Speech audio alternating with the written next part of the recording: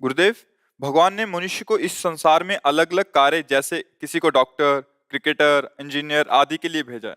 तो हमें कैसे ज्ञात हो कि भगवान ने हमें उसी मार्ग के लिए चुना है जिस पर हम अभी चल रहे हैं? वैसे बच्चा, ये तो कर्म के अनुसार निश्चित है, इसे भगवान ने नहीं भेजा है। पूर्व के हमारे कर्म, हमारा निश्चय पहले ही हो चुका है। भगवान की तरफ से मानव देह केवल भगवत प्राप्ति के लिए मिला है। कर्म के अनुसार बहुत पढ़ा लिखा आदमी भी गरीब और बिना किसी व्यापार आदि के भी बहुत निम्न स्थिति में देखा गया, और बहुत ग्रेजुएट पढ़े लिखे, उसने कर्म तो बहुत बढ़िया किया, पढ़ाई एक तरह, लेकिन पूर्व का उसका कर्म बिगड़ा हुआ तो उसको कोई उन्नति का चांस नहीं दे रहा है। और ऐसे भी देखे गए कि कोई ग्रेजुएट नहीं है, ना रूप के हैं, ना रंग के हैं, ना ढंग के हैं, और वीआईपी व्यवस्थाएं हैं, सैकड़ों नौकर चाकर सब, मतलब उसको बेच आवे बाजार में। ऐसे लोग हैं, उनको खाने को नहीं है। वो इतना मंद बुद्धि का होते हुए भी ऐसे ऐश्वर्य का भोग रहा है। इसमें कर्म प्रधानता होती है। मनुष्य को भगवान ने भेजा है केवल केवल भजन करके भगवान की प्राप्ति कर ले। ये कर्म साइड है, मुख्य है उद्देश्य भगवत तत्व का ज्ञान हो जाना, भगवत प्राप्ति हो जाना। बस इस बात को संसारिक जन नहीं जानते। जैसे बच्चा, तुम बहुत पढ़ लिख करके आखिरी पढ़ाई जिसे कही जाती हो पढ़ लो, बहुत अच्छे पद पे चले जाओ, बहुत रुपया पैसा कमा लो, खूब भोग भोग लो, पर शरीर तो छूटेगा ना एक दिन। ये पता है ना तुम्हें? शरीर छूटेगा ना।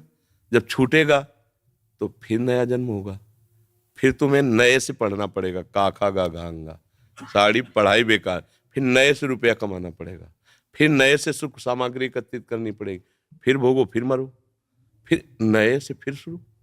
ये एक बार नहीं हुआ, करोड़ों बार हो गया है। अभी पहली बार थोड़ी आप आए हो, करोड़ों बार आज।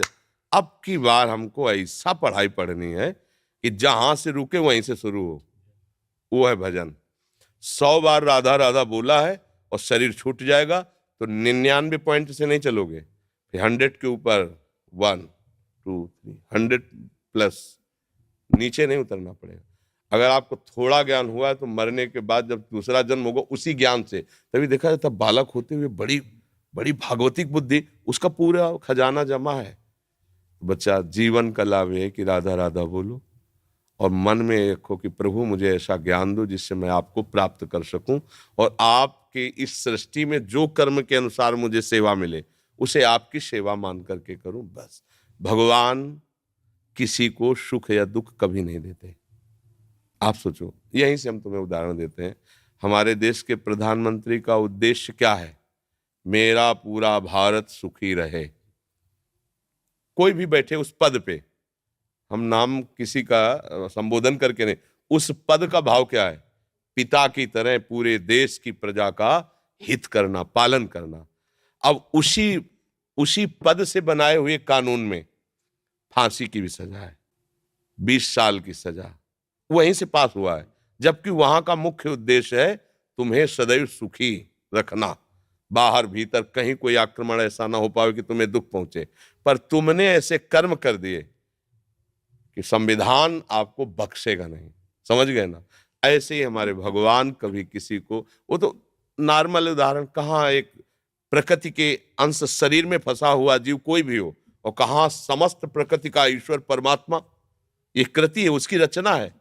कोई भी रचना होती तो रचनाकार तो होता ही ना, इसको कहते हैं कृति, प्रकृति। तो इसका रचनाकार ईश्वर, वो इतना दयालु है, इतना दयालु है कि वो किसी को भी कष्ट नहीं दे सकते कभी भी। अब हम ऐसे कर्म कर बैठते हैं कि संविधान लागू हो जाता है। जैसे भारत का कानून संविधान है, आप अभी कुछ गलत कार्य करो तो आपको दंड मिलेगा। अगर आप 18 के नीचे हो तो दूसरा हिसाब है, ऊपर हो तो उसका दूसरा हिसाब किताब है। तो यद्यपि हमारे देश का राजा नहीं चाहता कि आपको कष्ट मिले, पर आपने कर्म ऐसे कर लिए कि अब आपको भोगना पड़ेगा। मतलब वही आपके सपोर्ट में खड़ा है और वही आपके पतन में सिद्धांत की रचना की है।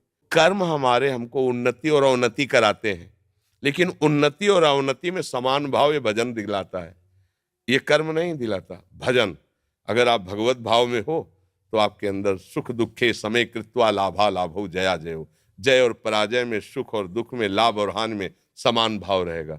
ये स्थिति आ जाएगी और अब हमारा अगला जन्म ना हो, हम भगवान के पास जाएं।